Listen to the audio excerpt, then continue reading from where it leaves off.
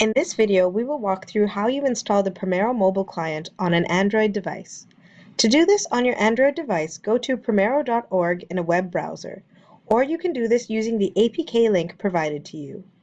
Once you are on the website, scroll down to the Android app, and then select Demo version 3.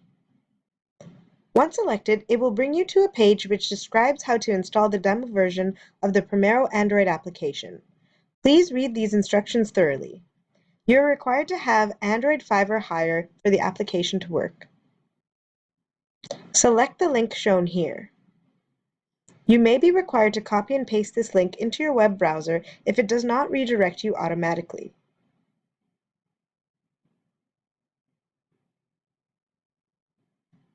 You will then see that the download is available to install.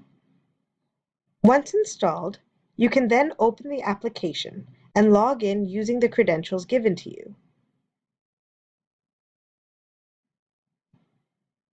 Alternatively, you can go to the Primero Support Hub at support.primero.org, and at the top of the screen, click Try.